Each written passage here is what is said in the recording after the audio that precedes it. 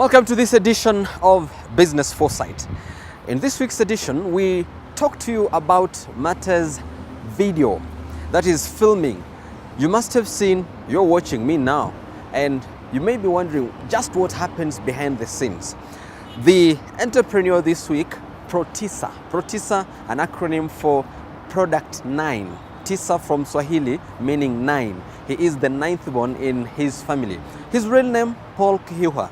He will tell us and demonstrate to us just how he's been able to innovate and create equipment that you can use in filming. I'm talking about dolly, I'm talking about cranes, I'm talking about even drones that you can use for shooting. However, as we begin, he introduces to us about the car mounting equipment. And you will see just how you can use it.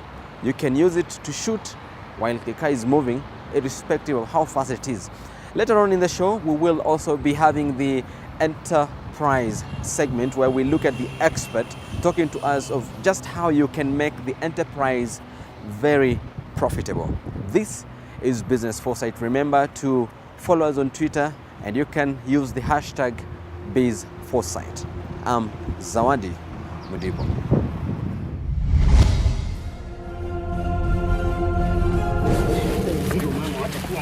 Don't you ever let anyone know about this, okay? The film industry in Kenya has grown in leaps and bounds. Data from the Kenya Film Commission indicates that over the last 5 years, the Kenya film industry has grown in terms of establishments by over 85%, whereas the number of people now involved in the film industry has also grown by about 45%. And the success of Oscar-winning Lupita Nyong'o, a Mexican-Kenyan actress, has further bolstered Kenya's film industry and prompted government to ensure the thriving of creative arts in the country. Further, government through Treasury has committed 10% of Kenya's gross domestic product, or GDP, into the film sector for the next 3 years. This is expected to, in the long term, offer impetus to government in terms of economic growth, with a projected 4% growth over the next 5 years in respect to the sector's contribution to the GDP. And in ensuring all these plans come to fruition, government has made a deliberate attempt through the Kenya Film Commission, with the latter being mandated with the task of establishing a film school as a means of sustaining the country's creative arts industry. Soon after the Oscars in the United States, industry stakeholders braced themselves for what they termed a new and fresh revolution that was targeted at unlocking revenues in the sector, which to majority was hitherto forgotten. Thanks to the digital migration that provides a platform for young people to come up with productions to fill or feed the digital platform broadcasters. In a television interview with CNBC Africa, a Film Commission board member, Michael Onyango, revealed the plans by government and the department to turn the opportunities into fortunes. Whether the commission has so far been living up to the promise or not is still debatable. What cannot be gainsaid, though, is the fact that there are individuals who have taken up the challenge to bring a revolution into the sector, almost literally. Paul Kihuha, alias Protisa, is one such person. His peers call him a genius, and what he does will no doubt cause you to marvel. He is an interesting being who dropped out of school after the primary level and saw no reason to advance with education. He tells me he was too bright to be taught. This is how and why. Na believe kwa hii dunia hakuna mtu mjinga. Juu hata kama nilikuja number last class 7 ama 6, bado nilikuwa najua kuendesha bike. So sikuwa mjinga. Same ina apply sahi. Ile kitu tu na believe watu hawana ni confidence. Na confidence inaweza kukupeleka hata kama umefail class 8 inaweza kukupeleka secondary. Juu tu uko na confidence. Anyway, mimi kitu nililack ni confidence. Mimi nilikuwa chopi, mimi nilikuwa najua maneno kwa shule, but confidence ndio ilifanya hata nisikuwe na tamaa ya kuendelea secondary, of which si regret na live great. This young man has been able to, out of default, mark you, develop camera support equipment without prior coaching. His interest developed after watching a Kenyan film production he describes as a cake. He has a workshop in his village in Kiambu County where he innovates and creates almost literally talk of dolly rails, cranes, jibs, car mounts, and the list is endless. Challenge ya kwanza ile kubwa sana ni time. Juu nakuta akili akili yangu inaendelea ikitoa vitu mingi than ile kazi mikono yangu inafanya. So unakuta at least ungekuwa na time like time times 2 kwa siku, akili inaweza kuwa at least unafanya hizo vitu kwa hiyo siku. But now unakuta reason niweka bulbs hapa ni kwa sababu saa zingine unakutanga kuna kitu lazima ufanye kwa akili bado kuna ingine inataka kukam. So inafanya nifanye hadi overnight. So overnight ndio at least ku overcome hiyo challenge. Challenge ya pili ni watu, manpower. Unakuta watu mimi naweza taka kujitolea sana. Nisaidie mtu akuje afanyie kazi hapa, hata kama ni kazi yangu nimlipe kidogo, but na believe money haitaweza kumfanya akuwe ni kama nimemlipa. Unaona, cause nikikupatia pesa leo, kesho itaisha. Mimi kitu sana mimi hutaka ni watu wakuje hapa niwafunze kazi, si una get, hata kama siwalipi, ndio at least kesho atakuwa na hiyo brain kidogo. But now shida ni watu kupata huo mtu mwenye atajitolea ni hard. He uses similar material as in the original, but creates what he terms a local version of these innovations. Mimi hutengeneza vitu mob, yani anything mimi naweza tengeneza, but most ama sana mimi hutengeneza vitu za kufanya film kwa sababu niko kwa film pia. So reason nitengeneza hii kitu nilitengeneza ndio at least niweze kutengeneza kitu ya film perfect. Lakini kwa hii workshop nimetengeneza milango, beds, viti, TV stands na vitu kama hizo, but mostly ni kwa sababu ya video. He sells the products at just a fraction of the original price. A Jeep which retails at not less than 1 million Kenyan shillings, he assembles a local version of the same and sells at just about 150 or 200,000 shillings, depending on the specifications therein. He demonstrates the use of car mount. Hii ni car mount, vile unaweza taka kuita, ni ya kushikilia kamera kwa gari. Hizi watu hutumia ku unblock sink ama choo labda. Alafu ndio ishike vizuri, mtu uhitaji kumwagia maji. So ukishamwaga tu maji kidogo,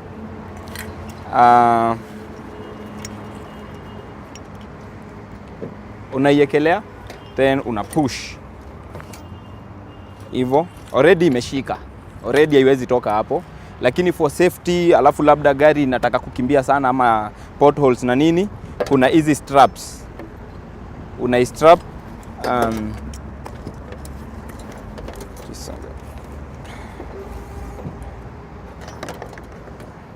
kamba yenyewe ni adjustable, so kulingana na size ya gari yako unaingiza tu hapo.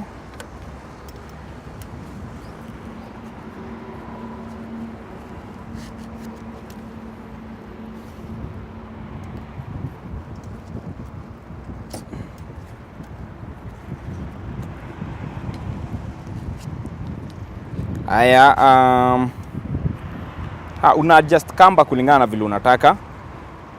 Hapo mwisho ya kamba kuna hook. Hii hook ni ya kuingiza kwa katikati ya maybe hii mudguard na bonnet, ya. So ndio hiyo. Haiwezi toka hapo. Iko safe. Alafu nao hapa kamera inaweza enda kulingana na vile unataka. Alafu hata kutilt nini. So ukisha lock unafunga kamera and gari inasonga. Gari ikisonga utakuta kamera haishake, na kama ni kushake kamera inashake kama side mirror. Hauwezi tell ikishake cause inashake na motion ya gari vile gari inaenda. Then hii inafanya kazi kuwe rahisi sana tuseme labda kwa harusi. Ushaona mtu akiwa ametoa kichwa hivi nje na kamera, inakuanga riski, unaweza anguka. But now ukipata kitu kama hii itakusaidia sana. Unaweza ifunga hapa mbele kwa windscreen, kwa roof, side, chini, unaweza ifunga anywhere kwa gari. Now hii car rig nimetengeneza na vitu available sana. Hii car rig imekula like less than 1,000, tuseme 700 hapo. Hizi vitu kwa supermarket ziko. Hii ni wase hutumia ku unblock, ya. Hii ni kamba tu nilitoa kwa bag, ilikuwa imeharibika. Ni kamba tu ya kawaida. Alafu springs. Full stop, alafu sasa unafunga kamera yako. Pap.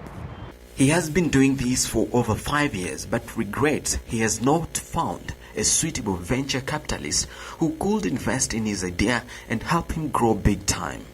Once you've got an idea, like for instance what Paul has done, Paul can then look for a marketing company like our company who targets small, medium enterprises. And we will work together with Paul because Paul has perfected on coming up with a product.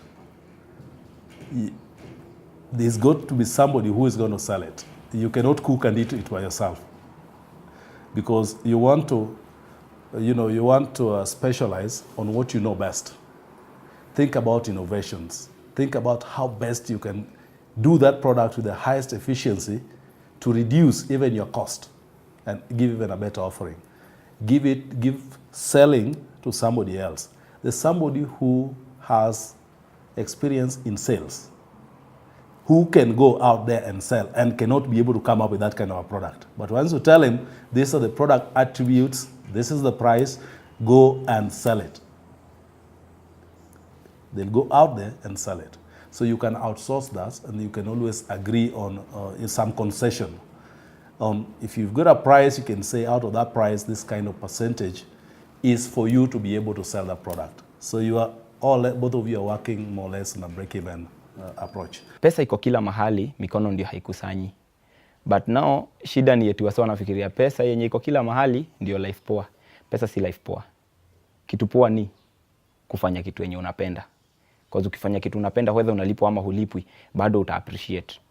This is just but a critical challenge to the Kenya Film Commission to come up with or actualize mentorship programs for such individuals, granting them appropriate linkages to not only grow the concepts, but also breathe in new life in the sector, projected to contribute immensely to Kenya's GDP.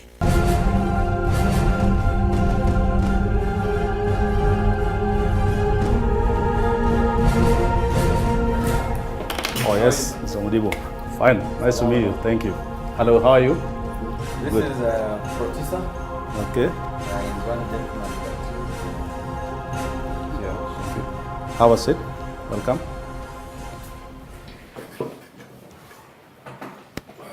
Yes. I'm Henry Okothwere.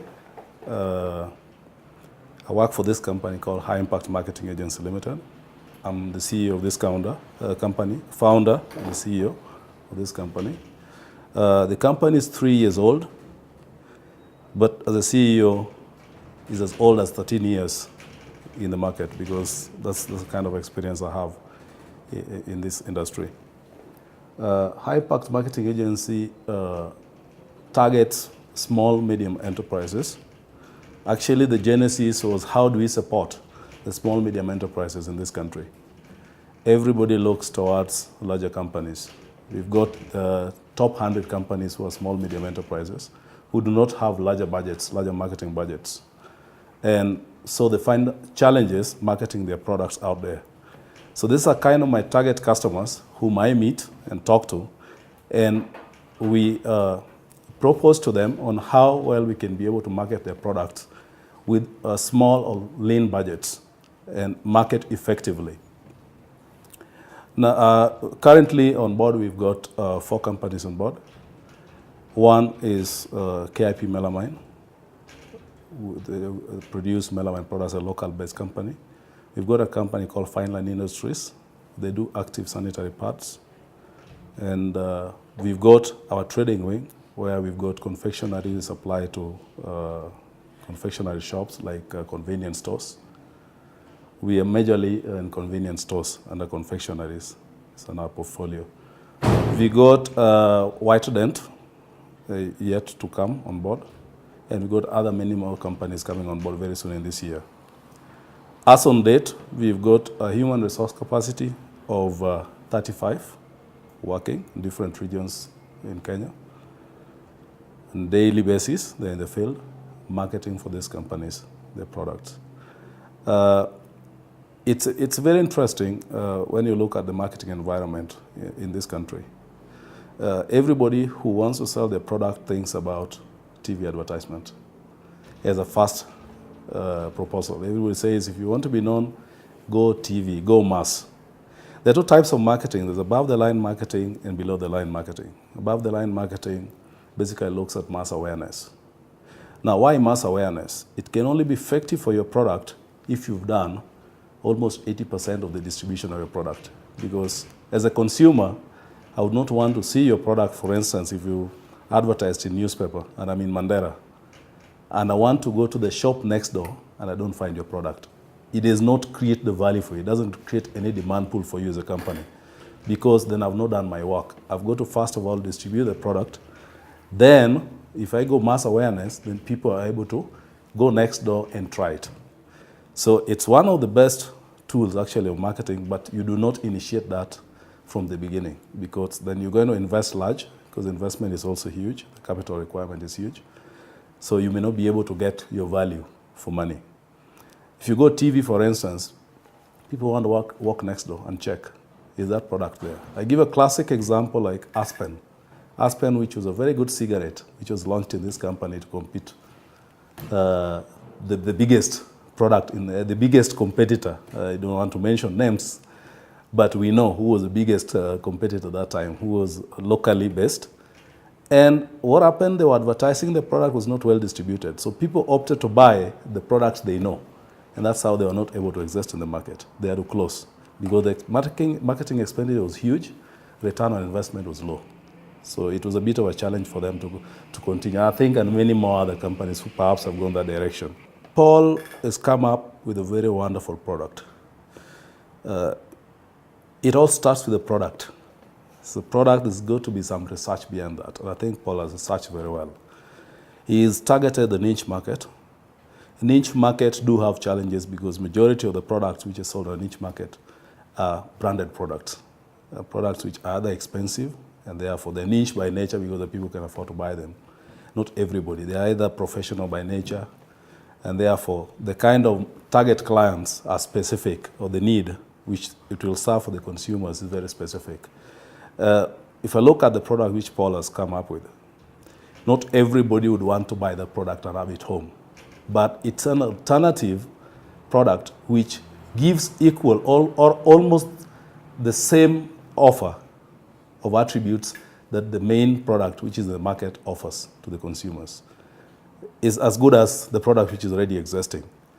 Now the advantage here, or the attribute which Paul has for the product, is it gives the same equal or the value, but at a competitive price. So the benefit here to the consumer is you get the same value, the same output, but a lesser value. Not lesser value that is cheap. It's because he's selling his concept of innovation. He's looked at the product and has come up with a very innovative way of doing it locally, which even create jobs for our people. And the materials are readily available in a country, or perhaps if you have to import, not everything. So by and large, it's researched very well, and that product offering, or whatever is going to give to the consumer, is as good as what is already existing. So what I would advise Paul is, first and foremost, what is important is to look at your market. What is your target market? Who are the users of this product? Now, if I look at the product he's produced, I'll look at students who want to become journalists, for instance. I've seen this country events management has grown. It's robust. It's everywhere somebody's managing an event, be it a wedding, be it funerals, or even become like events, for instance. And people do want to have this kind of cameras used to be able to, do some coverage. These are potential clients. So by and large, the people who want to use this kind of a product, but they cannot afford it. I'm sure the price is just above the roof. But with the kind of competitive price which Paul offers, and it's done by Kenyan, and he knows what Kenyans would want to have at that kind of a price, I'm sure he's going to be able to succeed. The most important thing is, once you know your target market, is then how do you reach the target market? Do you reach them through advertisement? Again, say that's not going to add value. Yes, to create one of, talk show, good, not bad. But how many people would have seen that talk show? It may last for 20 minutes, then that's it. Newspaper may not be the best. I think you need to engage a team who are professional, who are within that. If the training journalists, photojournalists, whatever, they will come out. They need They need to do a bit of marketing because sales, everybody sells in one way or the other. People are marketers. It's just that the people focus on different things at different levels of their experience. But if you get those people, they will be able to talk with passion. People who are passionate about what you have done. And target that, you get them at a good higher rate, train them, because if they don't know about the product genesis, it will become difficult to sell the product. Train them on your product. Let them conceptualize. Let them understand. Come up with the benefits. Features of your product obviously can be seen. How the product looks, people can differentiate. Dwell more on the benefits of that product. It's just not the price. There are quite a number of attributes which come along with that. Price is just one of them. Number two, maybe you've added some feature, some advantage which is not available by your competitor, for instance. So identify those benefits, because at the end of the day, what you're going to sell is not the features of the product. That can be seen anyway, at the benefits which the product offer. That's very key. That's going to be very key, and that's going to help you sell the product to the direct client, who is going to ask you what are the benefits. And if you don't know the benefits of your product, then you are not going to make a sale. You're going to meet a lot of objections in the market. Then you're going to objection handling. And objection handling is one of the most tedious avenue of convincing your customers if you're not well trained on how to handle objection, because then you just give up and you say, okay, you kind of, an open closed sale kind of, leave the customer to decide. They will never decide. And you want an action close. You want to convince this customer, put your benefits across, let the customer decide, or you close it by an action and say, how many can I be able to give you? So that is one. Number two, look at what are the channels of distribution of this product in this country. Who are the people who sell it? And perhaps everybody looks for an alternative. If you go, for instance, the category of detergents, so to speak, I don't think you find only one brand there. There's so many players who are on the shelf. So the consumer to decide. And I think competition is healthy. If you're coming in this segment when there's no stiff competition, and at the same time it's a product by Kenya, you stand high chances of getting consumers who can try you. They don't have an alternative. They just find one product or one brand or one particular brand there. And perception as a brand is also expensive. They can try you and then graduate. You can upgrade your product with time. And as you upgrade, you'll upgrade with your clients who have used your product, because they got the benefits. And as you become more innovative, you continue to upgrade with you. There will be room for innovation and upgrading of your product. Where you have started is not the best of the best, but you research. Remember, even big companies, they spend heavily on research. And continue to research. You don't stop there. Become more innovative. Consumers give you the feedback. Appreciate the feedback. Develop on those and improve your product. And you can only grow along. So those are very important. First is to target who are your consumers. What are the channels of distribution you want to go through? Of course, you want to know who are the people who are selling these products, where the traffic goes. And third is word of mouth is a serious marketing tool. Have foot soldiers who are going to talk about the product, not they heard about it. Somebody came and talked about it, and perhaps left me with a flyer which sells the benefits and features of the product, so that I know. I may not decide, I may not buy today, but I can give you the opportunity and perhaps give you an appointment of next time. I'll be able to look at it, and then you're able to make a follow-up.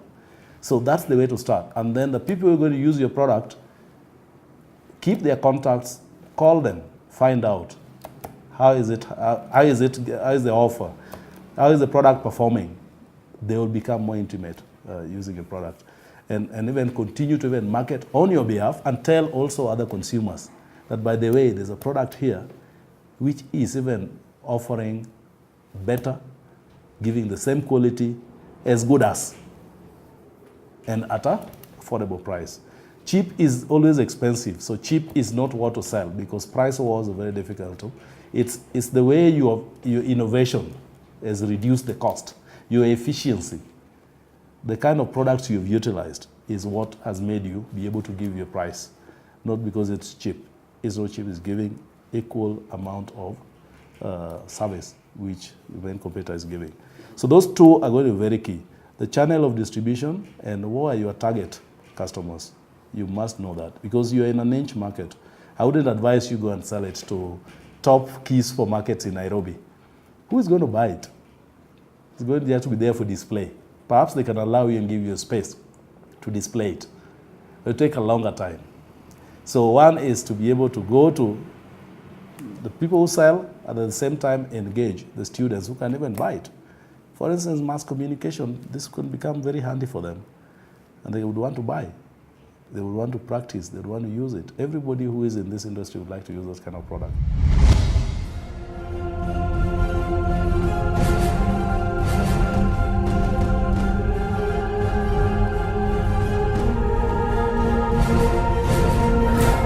Five pieces of marketing, like for instance, the first P is the product. So Paul has the product, the ingredients, everything well done, and he has made the quality requirements, he's gone to cabs, he has done all what he needs to do, so he's got a product. The second P, which is very important, is the price. How do I price it? Below competition or above competition? Somebody selling at 100, can I price at 50 shillings? Or can I price at 80 shillings? Decision on pricing has got very many determinants. You've got to look at your input cost, your marketing expense, how you're going to support the product to make sure it reaches the market. Then you put your margins or markups or whatever it is. It depends. It varies from one company to the other. It's a very important key because once you have the product, you have to go to the price.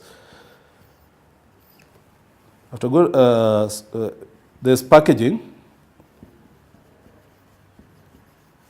Because if you don't know how you're going to sell, remember your price, so there's an element of packaging as well. All those costs comes up there. They say, okay, the kind of costing I want, the packaging I want is this. Where is it going to come from? It has to come from the element of price. It can't come from anywhere, okay?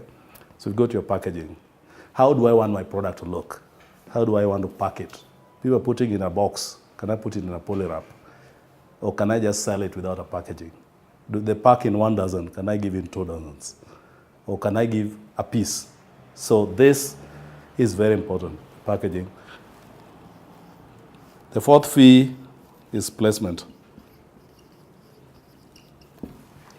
Placement is now what I was telling you.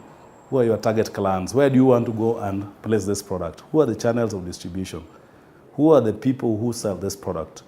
Where are they located? How can I go and talk to them? How can I make one of them become my distributor? So that I talk to people and I direct them to go and buy from him.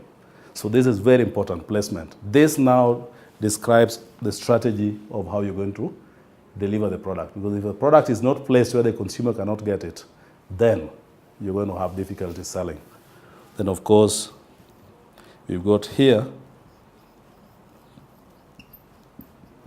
promotions. Okay? You have placed the product. What more can you do? You promote it. You start talking about the product. What promotions can I do? Buy 2, get 1. Walk away with 1 for 2. Those kind of bog-offs. Buy 1, get 1 free. How? How am I going to promote it? What are the promotions I'm going to put in place? Buy 2 of them and get a camera free. Okay? Which you perhaps can afford to give. Because somebody who wants to buy it perhaps will be happy to get a camera. Or you buy it, you get a sexy Samsung phone or whatever. All the promotions you're going to do here to drive sales. Because as you place the product, the offtake has got to be there from the shelf or wherever you place it. There's going to be some sales. You have to promote it. And promotions is wide. It's variety. Here is about idea generation. How to promote these products' ideas. So your ideas must be unique, not a you and me kind of approach. Then so-and-so was giving this, and buy this and get this for free. You cannot come with a very unique way of marketing it. Very unique and interesting, and people would perhaps like that. So here I require a lot of idea generation. So all these things in many companies, I think majority of the companies, all these things play a very big role, all these 5 Ps. They commonly say the 5 Ps of marketing. Everything we talk about falls here. We want to change our pack, it's here. We want to change our price, it's here. The product quality has been improved better than before. Placement. was not there in the supermarkets, now we find it here. Was not there in Mombasa, it was in Nairobi alone, now we find it in Kisumu as well. So that talks about placement. And then of course promotions. Promotions is on and off. You cannot promote, you continue to promote, but again, situational. It's not that it's going to be every day.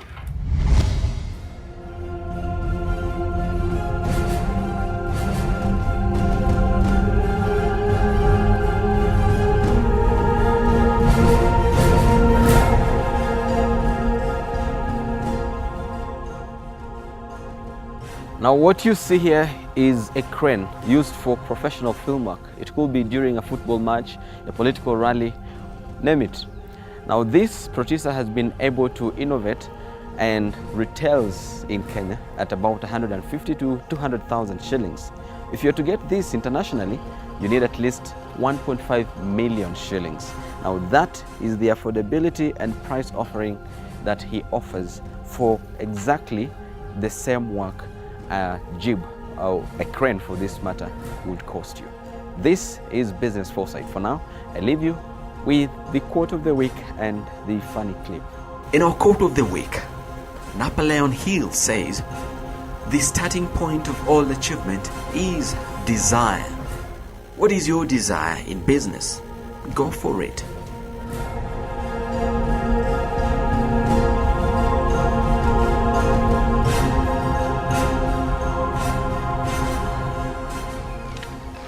Excuse me?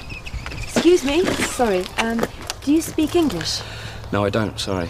Oh. My car's broken down and I wondered if you could tell me where to find a garage. Yeah, well, you know, that's wasted on me. I don't understand what you're saying. You don't speak any English at all? Not a word, no. It's one of those things where I wish I paid more attention in school, but, excuse me, sorry. Do you speak any English? English? No. What's the problem? I don't know, I can't understand that. Hi, my car's broken down and I need to find a garage. No, I'm sorry, I didn't understand that at all. All right, well, thanks. Tell you what, if you go down that way, about half a mile, there's a village. There might be somebody there that speaks English. Ich speak ein bisschen Deutsch. Sprechen Sie Deutsch? Deutsch, nein. Sprichst du Deutsch? Deutsch? Nein. Nur ein oder zwei Wörter, aber ich bin nicht fließend. I'm sorry, could you more help? Yeah, sorry about that. Hey, you never know. Next time you're over, maybe we'll have learned a bit of English for you. Ja, oder Deutsch vielleicht. Ja, das wäre toll. Thanks anyway. I can speak English. So can I.